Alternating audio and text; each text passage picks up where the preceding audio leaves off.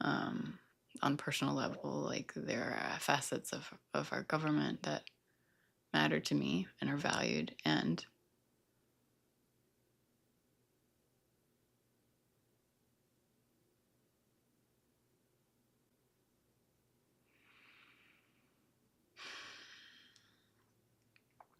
maybe the greatest threat isn't who's in power, but what is taking your power from you. Maybe that who's in power is a symptom.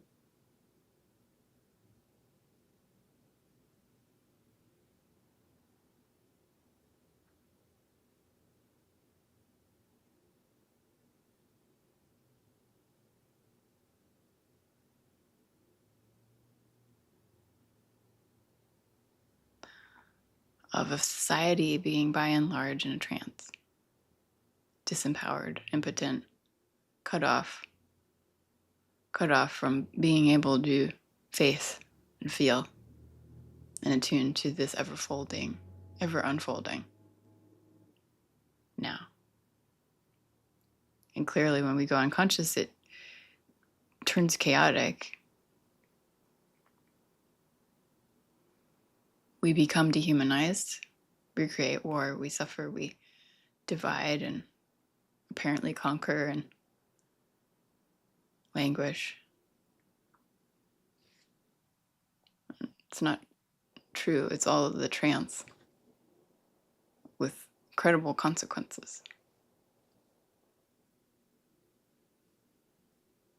So how do you know when you're in a trance? Because it's not just when you're on the screen, although incredibly important pointing is that the screen will hypnotize you.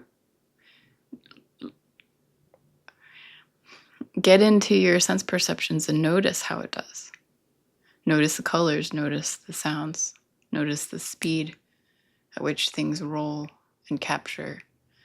It's a manipulation, so you might not be able to catch it. If you can't, it's a sign of how good it is at manipulating. But it's also the complicity of the person signing up for it.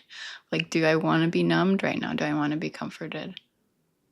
It's very different if we go into a screen with an intention and a goal and then an outcome versus when we go in with unconscious desire for comfort and for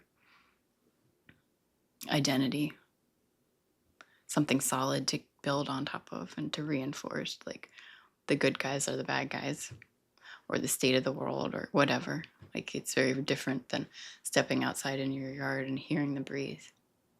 Nothing concrete, nothing solid about that.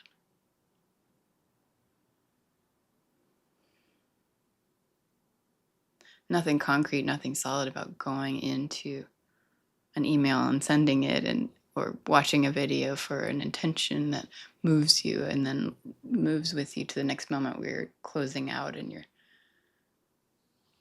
So I'll say very quickly, because I'm out of time, that there is an important distinction between being in a trance and being in reality, and it's very simple. It might not be easy to come out of either the manipulation of the system or the wiring of seeking comfort, because we're so overstimulated, we're so scared right now. We might not admit it to ourselves, but so we're chronically scared, we're so chronically out of a safe, nurtured, sufficient space as a collective that this is a big ask, but it's so totally possible and simple to notice that when I'm not in a trance, there's space. There's space for choice. There's space for holding. There's space for receiving a breath, receiving a heartbeat. There's space for feeling the breeze, for feeling my feet, for seeing the person across from me,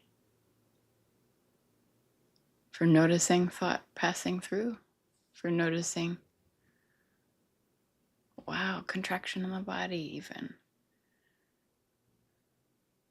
resistance, fear even, judgment even, identity even. There can be space around it. That's not the trance.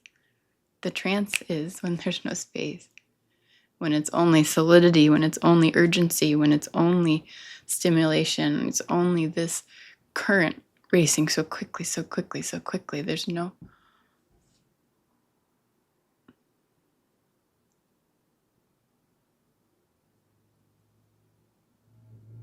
nothing under, there's nothing other than the point, the thing, the agenda.